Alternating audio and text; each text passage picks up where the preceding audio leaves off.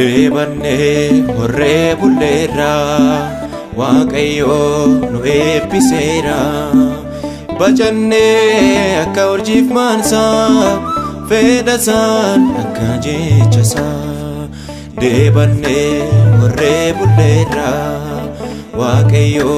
nu eebbiseera Bacannee akka urjiif maansaa fedhasaan akka jechasaa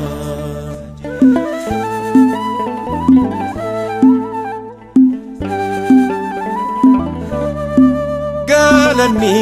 umamaaf hata'u waaqa jiraataaf abboomee roobsiisee bokka galataaf guuteera malkaa uumamnes baay'ee waaqessaa qulqulluu mo'aa waaqasaa tokkicha maqaa dhibbaateef sagadee ulfina isaatiif Deebanne horree bulleerra Waaqayyo nu eebbiseera Bacannee akka urjiif maansaa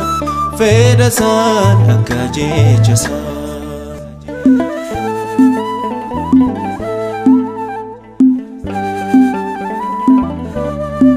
Kan ture addunyaan duraa jalqabaaf mootii xumuraa Ababoof margaa biqilchee yeroo isaatti bareeche dachee qabatee margaa lalisaa hundumtuu isaa weeddisaa gurraacha garaa garbaateef sagadee waaqummaa isaatiif Deebanne horree bulleerra Waaqayyo nu eebbiseera Bacannee akka urjiif maansaa fedhasaan akka jechasaa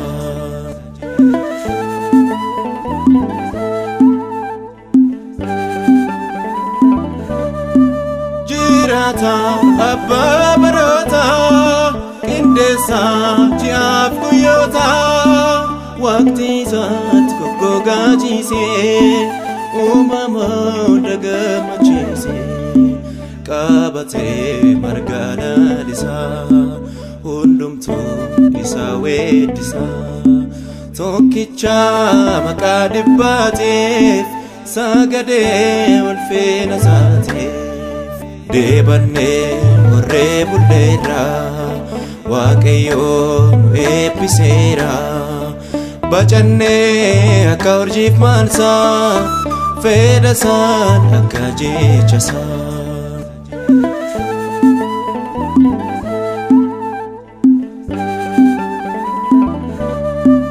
Olaana jirma jireenya argafaaf bokkuu nageenya qabannee satti amannee nageenyi badhaadha jennee bobbaanee ardaa nagayaat gaaddisaaf iddoo ulfinaat badhaanee hunda rabbiirra uumaa lafaaf samiirra Deebanne horree bulleerra Waaqayyo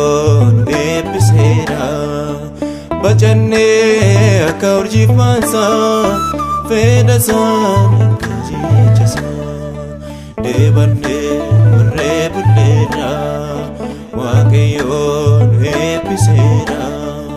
Bacannee akka urjiif maansaa fedhasaan akka jechasaa